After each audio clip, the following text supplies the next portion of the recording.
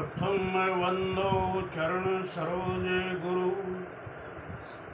जिन अगम गम लखाइया। अकह मूर्ति श्याम सूरति, न्यारा कर दर्शाइया। ओम ब्रह्म सत्यम, ओम ब्रह्म सत्यम,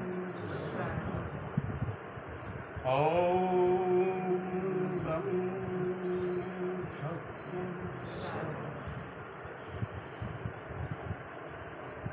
गुरु प्यारी साध संगत, आज आपके समक्ष परम संत सदगुरु श्री मंगत राम जी महाराज की वाणी का विषय सत्संग पर मुझे बोलने का मौका दिया हमारे अशोक जी ने। सत्संग क्या है? सत्संग किसे कहते हैं और सत्संग से हमारी जो उन्नति होती है वो किस पहलू की होती है? क्योंकि इस संसार में अनेक तरह के पहलू हैं। हम पैसा कमाते हैं तो हमारी किस पहलू की उन्नति होती है? हम बुराई कमाते हैं तो हमारे कौन से पहलू की उन्नति होती है? हम अगर सत्संग की कमाई करें, सत्संग में जाएं, तो उससे हमारी कौन से पहलू की उन्नति होती है? बड़े ही विचार करने की बात है। क्योंकि जैसे एक सिक्के के दो पहलू होते हैं, मानव तन के भी दो पहलू हैं, एक बाहरी है, एक आंतरिक है। परम संत मंगत राम जी महाराज की जितनी भी वाणियां हैं वो हमारे आंतरिक पहलू को उजागर करने के लिए है, उसकी उन्नति के लिए है। तभी उन्होंने सत्संग इसका नाम लिया है। सत्संग दो शब्दों से मिलकर बना है, सत जमा संग। विचार करने की बात यह है कि सच क्या है और झूठ क्या है। गोस्वामी तुलसीदास जी रामचरितमानस में लिखते हैं, रामचरितमानस में, गो गोचर जहां लग मन जाई। जहां तक हमारी गो यानी हमारी इंद्रियां, हमारी 5 ज्ञानेंद्रियां, आंख, कान, नाक, जिह्वा और हमारी त्वचा, क्योंकि ये हमारे 5 तत्वों के 5 विषयों में थे। 5 तत्व हैं पृथ्वी, जल, अग्नि, वायु, आकाश। इनके 5 विषय हैं। क्योंकि बंधन, हमारा जो बंधन है वो क्या है, हमें ये भी समझने की बेहद जरूरत है। हमारा बंधन हमारी आत्मा का, हमारी रूह का है। हमारी आत्मा इस मानव चोले में कुछ समय के लिए आकर ठहरी है। हम अपनी मनमर्जी से इसको स्वतंत्र नहीं कर सकते, इसको बाहर नहीं निकाल सकते। ये मर्जी किसकी चल रही है? जिसकी ये रचना रची है काल और माया। क्योंकि बहु बंधन से बांधिया ये बेचारा जीव, ना बल छूटे आपने जो ना छुड़ावे वीर। हमारी इस आत्मा के ऊपर बहुत बंधन है। मोटे बंधन दुनिया के हैं और झीने बंधन हैं हमारे कर्मों के। मोटे बंधन काटने के लिए हमें किसी ऐसी हस्ती की तलाश करके, अभी जो महापुरुष जी बोल रहे थे कि सच्चे नाम की पहले खोज करें, फिर उसको जीवन में धारण करें।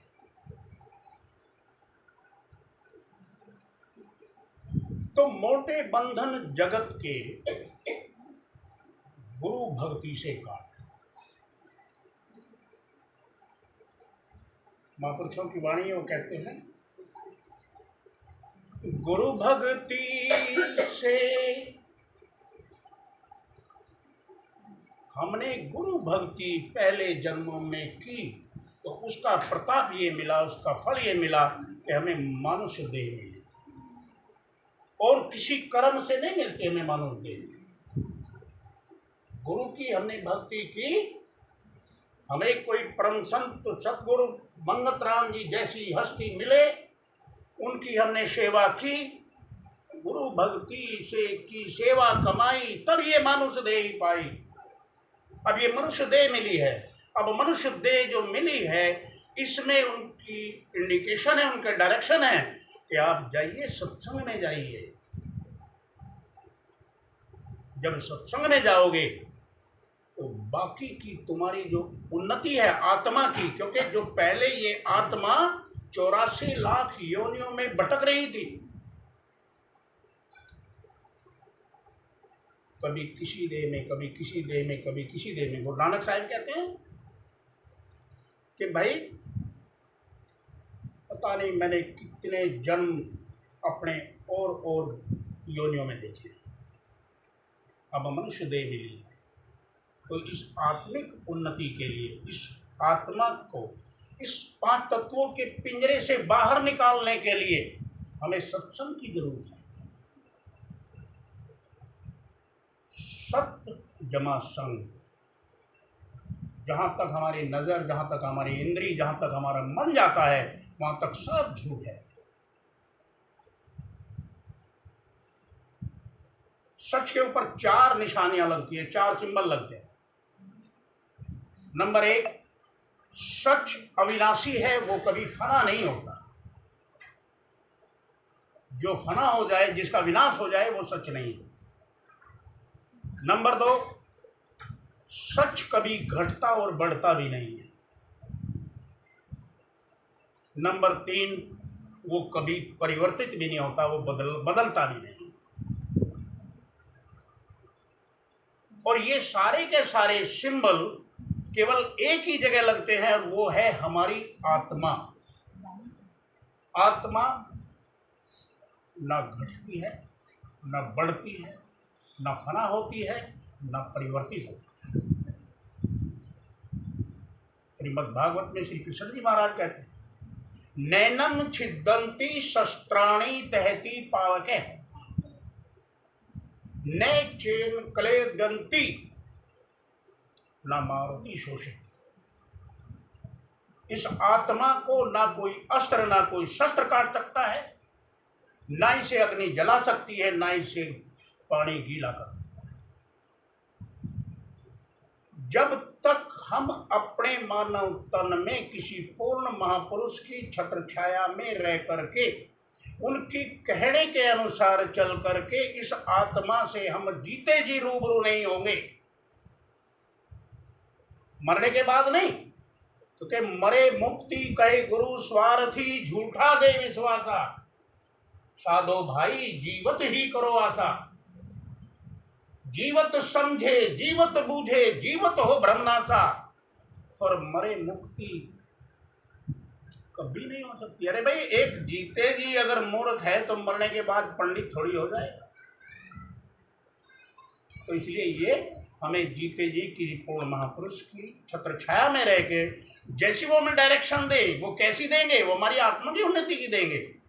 वो हमें बाहरी किसी करने कमाई के लिए नहीं प्रेरित करेंगे। वो हमें ये नहीं कहेंगे तुम यज्ञ करो, तुम हवन करो, तुम तीर्थ करो, तुम व्रत करो, तुम दान करो, तुम पुण्य करो, क्योंकि इनके फल सब 84 है। वो हमें कहेंगे भाई इस मानव जिस्म के अंतर से जैसे मैं अभ्यास करा था वैसे तुम करो और तुम्हारी आत्मा भी ऊपर आ जाएगी। जब ऊपर आ जाएगी तो तुम्हारा संग हो जाएगा, फिर उसका तुम उसके साथ हो जाओगे। और जब सत्संग हो जाएगा तो कहते हैं कि आत्मिक उन्नति तुम्हारी हो जाएगी, आत्मा की उन्नति हो जाएगी।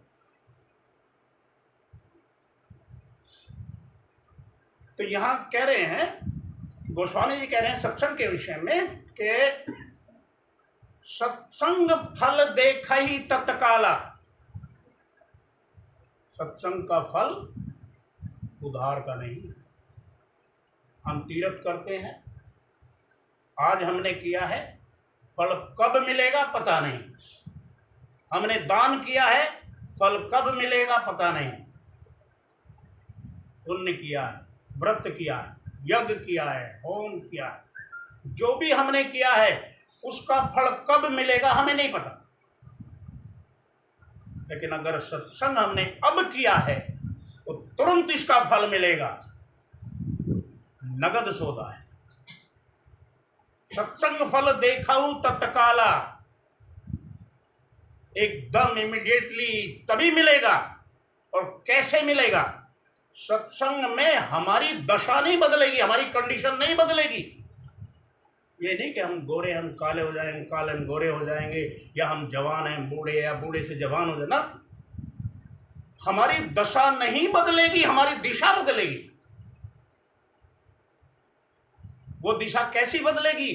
कि जो हमारा मन पहले इस दुनिया में सत्संग में आने से पहले, सत्संग के अंतर में रमने से पहले, जो हमारा मन लोगों के साथ धोखा, झूठ, फरेब, बेईमानी करता था, अब वो उससे गुरेज करेगा, वो उससे परहेज करेगा। क्योंकि उसने असलियत को देखा है। उसने देखा तुम धोखा करोगे, झूठ बोलोगे, फरेब करोगे, किसी के साथ नाइंसाफी करोगे, तो तुम दूसरे को दुख दे रहे हो, तो तुम्हें इस दुख का फल दुख ही तो मिलेगा ना। फिर वो नहीं करेगा। गुरु साहिब कहते हैं, बिसर गई सब तात पराई, जब से साध संगत बनाई। जब से साध की संगत मिली, तब से हमारे मन से सब ये पराया का जो मैटर था ये निकल गया।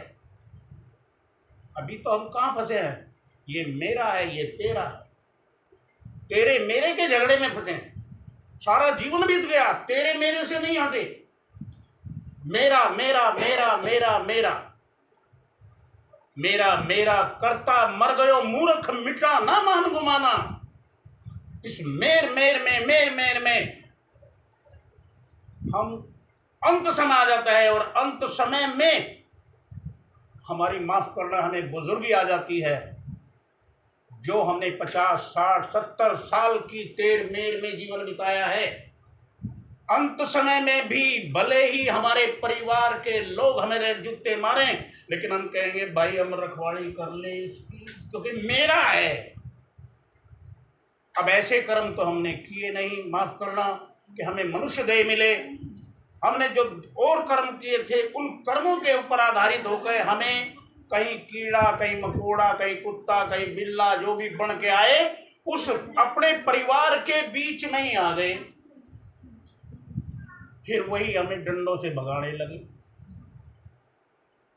तो कहते बड़ी दुर्गति हो जाएगी। सत्संग में जाओ, सत्संग में तुम्हें जो मिलेगा, सत्संग में जो तुम्हें समझ आएगी। तो पहले ये मन काग था, पहले ये मन हमारा ऐसा काग की प्रवृत्ति थी, जिसकी दृष्टि हमेशा विष्ठा पे रहती। सत्संग में आए तो अब ये हंस बन गया, कोयल बन गई। पहले ये मन काग था, जीवन करता घात, अब ये मन हंसा भया जो मोती चू चू खा। सत्संग में आने का फल है ये। सत्संग में आए, हमें समझ आई कि ये जो हम धोखा, फरेब, बेईमानी और ये जितना हम अत्याचार करते हैं, इन सब का फल केवल दुख है। सत्संग का फल सुख है। फिर हम अपनी आत्मा के उद्धार के लिए वो काम करते हैं कि हमारी आत्मा कैसे इस मानव तन से, जो हमारा अंत समय में कार्य होना है, वो हम पहले करें। क्योंकि मरते मरते जग मुआ, ऐसा मुआ ना कोई। मरते मरते सारा जग मर रहा है, ऐसा कोई नहीं मरा।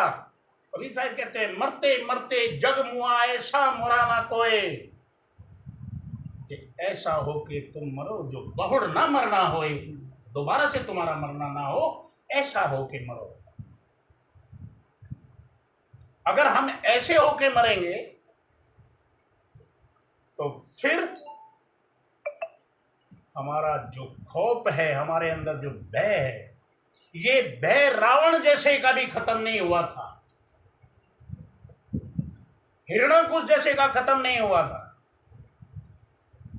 भले ही उन्होंने बड़ी बड़ी भक्तियां करी,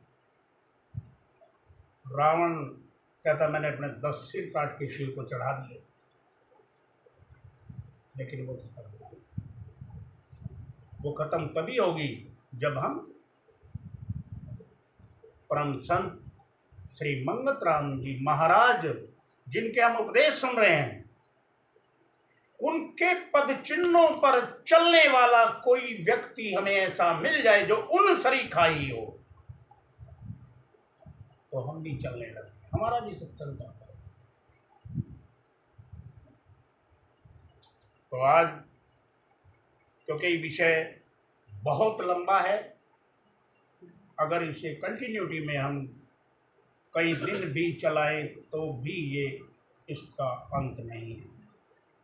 सत्संग से ही शुरू होता है और सत्संग पर ही खत्म होता है। तो सत्संग की बहुत भारी महिमा है। महापुरुष कहते हैं तू सत्संग में जाया कर, गीत प्रभु के गाया कर, शाम सवेरे बैठ के बंदे उसका ध्यान लगाया कर, नहीं लगता कुछ मोल रे, माटी में ना रोल रे, अब जो मिला है फिर ना मिलेगा, कभी नहीं कभी नहीं कभी नहीं। मेरी आपसे यही विनती है कि हम सब यहाँ से ये प्रतिज्ञा करें कि हम नित्य प्रति अपने अपने घरों में बैठकर परम संत मंगत राम जी की वाणी को, भले ही आप एक पेज रोज पढ़िए, लेकिन पढ़ें ताकि हमारे इस जीवन के खाते में, अकाउंट में हमारे संतों की वाणी का हमारे अंदर समावेश हो जाए। और जितने हम यहाँ से कूच करें, काल पूछे कि भाई कहाँ ले जाऊं, तो हमारे खाते को देख के कहेगा इसे तो भाई मंगत राम जी के यहाँ भेज दो। क्या करें? क्योंकि अभी एक शेर याद आया, खुदी को कर बुलंद इतना कि हर तकदीर से पहले खुदा बंदे से खुद पूछे बता तेरी रजा क्या। अगर हमने ये जीवन में अपनाया, महापुरुष कहते हैं कि सत्संग कितना करना चाहिए, कहते हैं करिए नित्य, नित्य प्रति। एक बच्चे को हमने मात्र इस योग बनाना है जो अपनी जीविका को सही चला सके। हम उसके लिए बचपन से उसके साथ मेहनत करते हैं, पैसा लगाते हैं, उसे सारा कुछ समझाते हैं, और 20-22 साल लगते हैं उसे जीवन को चलाने के लिए, सुचारू रूप से ठीक ढंग से चलाने के लिए। सत्संग ये छोटा शब्द है, लेकिन बहुत गहरा इसका भेद है। इसी के साथ ही ओम ब्रह्म सत्यम, ओम ब्रह्म सत्यम, ओम ब्रह्म सत्यम। बड़े प्रेम के साथ हम हर रोज मात्र इस मंत्र का उच्चारण 21 बार एक जगह बैठ के करें, तो मैं कहता हूँ मालिक की मौज हो जाएगी। आपका भाग्य खुला है, आपको सौभाग्य मिला है कि जो संतों की शरणागत हमें नसीब